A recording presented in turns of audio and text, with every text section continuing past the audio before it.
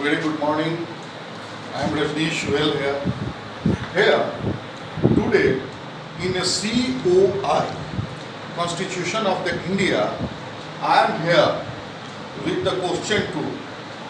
The question 2 starts with the historical perspective of the Indian Constitution. Historical perspective of Indian Constitution. In this video, we have to discuss only three things. I have put it a head star. One is what the polity is, second the three organs of the government, and third one is the forms of the government. Because without understanding, without knowing the polity, the three organs of the government and the forms of the government, we are not in position to understand the real sense of the historical perspective of the Indian Constitution. So, if you want to take a good dive, if you want to be well smart at the Constitution background, historical background, we have to pass through the three important points. One is the polity, second is the three organ of the government, and third one is the forms of the government. Here, I am going to start with what the polity is. The very basic question, what the polity is. Basically, the polity is nothing, it is simply a forms of a government. The polity is nothing, it is simply a forms of a government. Here, in a forms of a government, what are the forms of a government? Here we have to describe it, the government forms, government functions with the three organs as we work on walking by foot, as we write any letter by hand, as we give a lecture in the classroom with the knowledge, in the same style, in the same fashion. Here, the forms of the government is the being conducted, discharged by the three organs. This is also called three organ of a government. Here, the first organ is the legislative. You can also term it as the lawmakers. Second one is the executive. It is also act as the implement. And the third one is the judiciary. You can say it the interpretation of a law. I am going more in a deep, especially in the legislative. You can also say it as I make you confident. And earlier termed as the lawmakers. Generally, where is the place of the lawmakers? It is not anywhere in a big building. It is the parliament. And this is the parliament where we manufacture, where we craft, where we draft. And the lawmakers. Who is the lawmakers? In the parliament, what exactly the parliament is? The parliament is nothing. It is simply a product of a lower house and plus upper house. Lower house plus upper house means when the lower house added with the upper house finally forms parliament. And the parliament, what does? It drafts the law.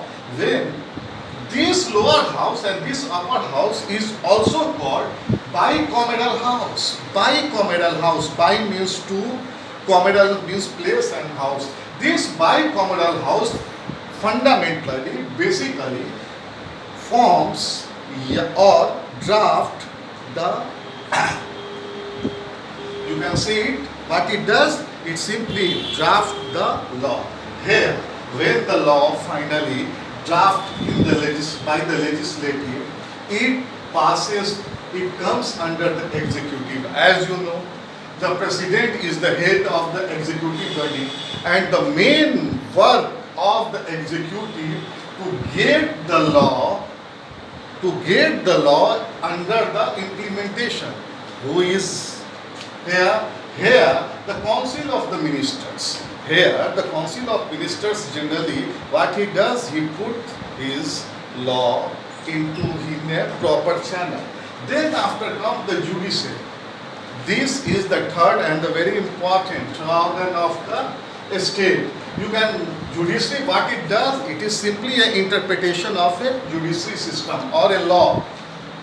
President is the head, and you can also say it, judiciary is the custodian of the constitution. You can say our constitution is the backed or supported by the very strong organ, and that is the judiciary. That's why judiciary is the custodian of the constitution. Here I am again recapping these all the things. What the polity? Polity is nothing, it is simply a form of a government. The form of the government having the three organs. Number one is the legislative, you can also term is the lawmakers. Where does the law manufacture or draft? Only in the parliament, and the parliament is nothing, it is simply a place of the lower house plus the upper house. It is also termed as the bicameral house. Bi means two. So here lower house is the one and the upper house is the two. When this joints, it manufacture and it simply process the law. When the law comes out, it is passes through the execution, implementation. President is the head of the executive and the council of the minister finally pass on. As you know, the third one is the important one, that is the judiciary. Here, what does judiciary do? Judiciary simply interpretation of the law, and the president is the head of the judiciary, and judiciary is also a custodian of our constitution. Here, we discussed about the polity and the form of the government, and the important thing is the form of the government. Here we discussed about the three organs of a government. Here we will discuss about the forms of the government. Generally, the forms of the government, in generally, it is of the two types. One is the federal government. Federal government having the three daughters. Number one, center. Number second, state. And third one is the village. And you can also say it, the local government. Or also you can say it, the third tier government. 1, 2 and the 3. This is also called the three-tier government and unitary government. It is also called central government.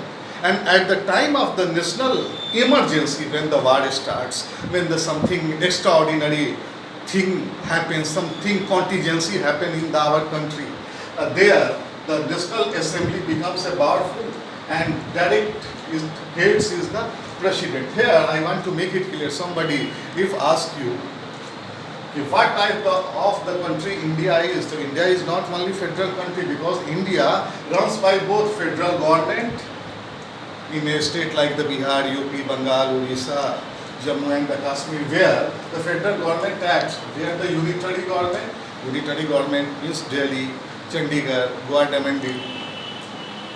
Here, so the India is a quasi-federal government.